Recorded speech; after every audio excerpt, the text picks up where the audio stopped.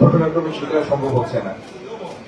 আমাদের সিলেটের রাজনৈতিক সম্প্রীতি এটা আমরা লালন করব, ধারণ করব, লালন করব এবং এটা দিন দিন এটাকে বৃদ্ধি করব। আর যে কাজগুলি করব সেই কাজগুলি কি কারো ব্যক্তিগত কাজ, এটা আমার কোনো ব্যক্তির কাজ। সিলেট ঢাকার রাস্তা যদি সম্পূর্ণ হয় সিলেটের জন্য, বাংলাদেশের জন্য। সিলেটের রাস্তাঘাট ভালো হলে সেটা পুরো সিলেটের জন্য।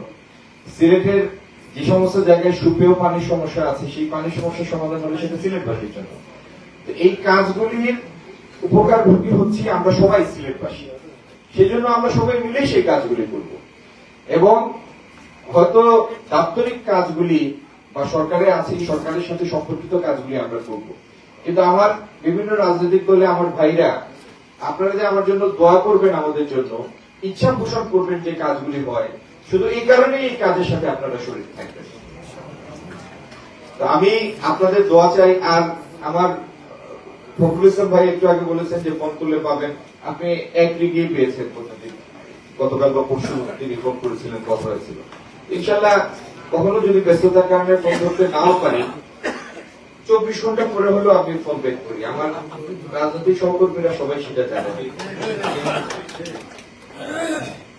এই জন্য দয়া করে আমার পরীক্ষা নেবেন না, তাহলে 24 ঘন্টার সময়টা চলে যাবে 36-48 ঘন্টায়।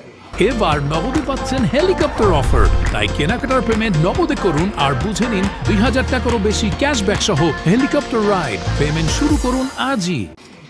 তো আপনাদের সবার কাছে দোয়া চাই, আর সবাই মিলেই আমরা আমাদের নির্বাচনী প্রচারণার সময় যে পরিকল্পনাগুলি আপনাদের কাছে বলেছি, ইনশাল্লাহ তার প্রত্যেকটা অক্ষরে অক্ষরে বাস্তবায়ন করার জন্য এটার উদ্দেশ্যে আমাদের কাজগুলি নেবে।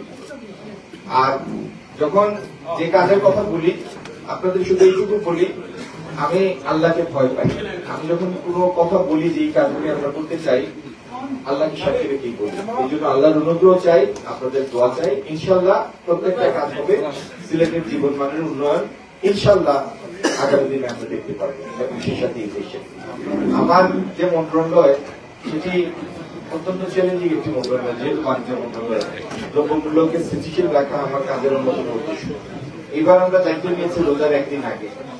তারপরেও যতটুকু সম্ভব আমরা আমাদের কাজের মাধ্যমে, তদারকির মাধ্যমে এবং সরবরাহ শৃঙ্খলকে স্থিতিশীল রাখার মাধ্যমে, সাবলীল রাখার মাধ্যমে আমরা চেষ্টা চালিয়ে যাচ্ছি যাতে দ্রব্যমূল্য স্থিতিশীল থাকে। এবং মূলত আমদানি নির্ভর রোজায় যে সমস্ত ভোগ্যপণ্য বেশি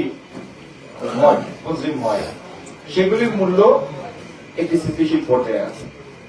কিছু কৃষি পণ্য মাঝে মাঝে হঠাৎ এটির উল্লঙ্ঘন ঘটে, যেমন লেবুর দাম হঠাৎ বেড়ে গিয়েছিল, আবার গতকালকে কিছু কমেছে। এগুলি হয়, আবার অনেকে সেগুলি বিভিন্ন ধরনের সুযোগ নেই। আমরা মার্কেট, আমাদের বাজার মনিটরিং এর কার্যক্রম আমরা জোরদার করব। ভোক্তা অধিকারের যারা আছেন দায়িত্বে তাদের কার্যক্রম জোরদার করব। আর সব থেকে বড় কথা, 92% মুসলমানের দেশে আপনাদের একটা দৃষ্টান্ত আমি দেখাই। সৌদি আরব রমজান মাসে তারা লাভ করেন না, ডিসকাউন্টে ছেড়ে দেন জিনিস, কারণ সওয়াবের আশায়, আল্লাহ সন্তুষ্টির আশায়। এই সিলেটের এবং বাংলাদেশের সমস্ত ব্যবসায়ী ভাইদের আমি বলবো, 11 মাস লাভ করেন, রোজা মাস বাদ রাখেন, আল্লাহ সন্তুষ্টির জন্য এই ত্যাগ করেন। আপনাদের সবাইকে অসংখ্য ধন্যবাদ।